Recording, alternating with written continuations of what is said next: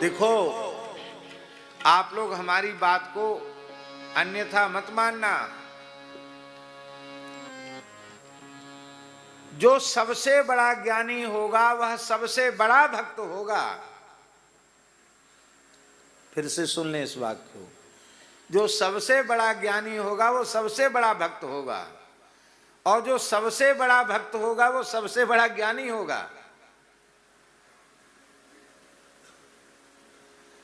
इसलिए तुलसीदास जी ने कहा, ज्ञानी ही भक्ति ही नहीं कछु भेदा, उभय हरहि भव संभव खेदा।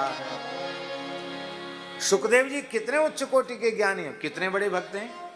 नारद जी कितने उच्च कोटि के ज्ञानी हैं, कितने बड़े भक्त हैं। सनकादिक भगवान कितने उच्च कोटि के ज्ञानी, कितने बड़े भक्त हैं। हनुमान जी ज्ञानिनाम अग्रगण्यम है, बुद्धिमताम वरिष्ठम है, कितने बड़े भक्त हैं हनुमान जी महाराज। इसलिए जो अपरिपक्व लोग हैं वो कहते हैं कि अरे ये तो ज्ञानी है, वो भक्त नहीं है, वो भक्त हैं वो ज्ञानी नहीं है। अरे ज्ञानी ही भक्त होगा और भक्त ही ज्ञानी होगा। आहा, इसलिए भगवान का नाम सत्य है, भगवान का रूप सत्य है, भगवान की लीला सत्य है, भगवान का धाम सत्य है। और इतना ही नहीं, नाम रूप लीला धाम के उपासक भगवान के भक्त भी सत्य है। कौन्तेय प्रतिजानी ही न मे भक्तः प्रणश्यति। हे कौन्तेय, तुम यह बात अच्छी प्रकार से समझो। न मे भक्तः प्रणश्यति। शायद अनधिकारी जीव को विश्वास न हो और ऐसी बातें सभा में कहने योग्य नहीं होती। एक माननीयाद के एक भक्त थे, श्री राज सिंह जी। आध्यात्मिक स्थिति बहुत अच्छी थी उनकी। श्रीधाम वृंदावन के प्रति बहुत अधिक अनुराग था उनके हृदय में, राधा रानी के प्रति, सत्संग के प्रति बड़ी निष्ठा थी, और अपने पूज्य गुरुदेव पंडित श्री भक्तमाली जी के चरणों में भी उनकी अगाध श्रद्धा थी।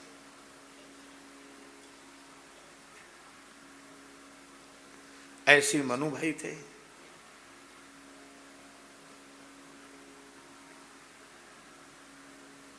तो उनका शरीर पूरा हो गया राज सिंह जी का,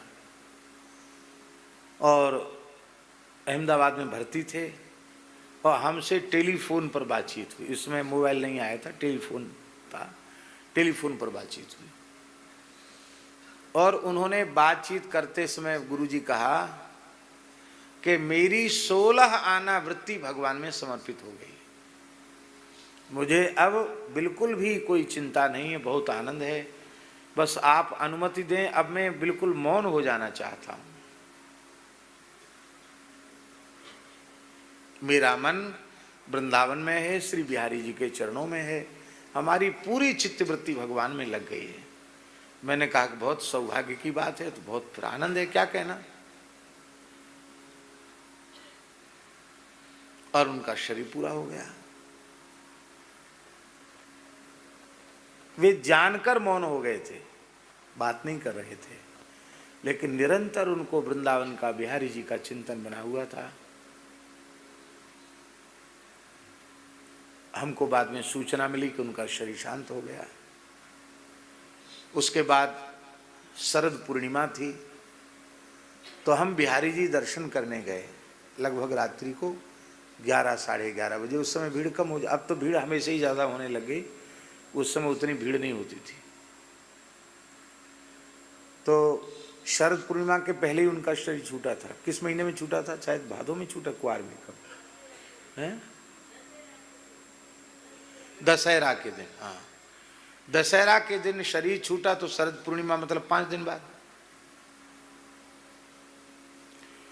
तो शरद पूर्णिमा को हम बिहारी जी का दर्शन करने गए, तो ये हम खड़े होकर दर्शन कर रहे हैं, और जहाँ ये बंसी खड़ा है ना माइक वाला, क्या कौन वाला, कौन वाले हैं, कैमरा वाले, हाँ बंसी ये ब्रजवासी ब्राह्मण हैं, बंसी पंडित जी जो खड़े हैं सामने, तो ये तो मेरे सामने मुंह करके खड़े हैं, वो ऐसे खड़े बिहारी जी का दर्शन कर रहे हैं। राज सिंह जी खड़े होकर बिहारी जी का दर्शन कर रहे हैं मृत्यु के 5वें दिन। आप लोग कहेंगे कि आपकी आंख को भ्रम होगा। जिस व्यक्ति को मैं वर्षों से देख रहा हूं और इतनी निकट वो व्यक्ति खड़ा हो, तो क्या देखने में भ्रम हो सकता है? हाथ में माला जोली और जैसा उनका स्वरूप वैसा ही बिहारी जी का दर्शन कर रहे हैं। हमारे मन में अरे इनका तो टेलीफोन आया था कि इनका शरीर पूरा हो गया, ये तो वही खड़े, वही हैं कि कोई दूसरे हैं? तो उत्सुकता हुई तो हम थोड़ी भीड़ तो रहती ही है। शरद पूर्णिमा है तो मंदिर में थोड़ी भीड़ तो रहेगी कि नहीं? बहुत ज्यादा भीड़ नहीं थी पर थोड़ी थी। तो हम जैसे ही भीड़ को चीरते हुए बस थोड़ी दूर गए कि फिर वे नहीं दिखाई पड़े। ये बात लोग विश्वास नहीं करेंगे, पर हम विश्वास करते हैं कि उन्होंने मृत्यु के पूर्व कहा था कि मेरी 16 आना वृत्ति वृंदावन में बिहारी जी के चरणों में है। तो वे शरीर छूटा, वहां आ गए वृंदावन। आशा जाकी जहां बसी तहां ताही को वास। वृंदावन में रहकर वृंदावन का चिंतन नहीं है तो वृंदावन वास नहीं है। बाहर रहकर के भी वृंदावन का निरंतर चिंतन है तो आप वृंदावन में ही है। बोलो भक्तवत्सल भगवान की जय। इसलिए भगवान की भक्ति में बहुत लाभ है।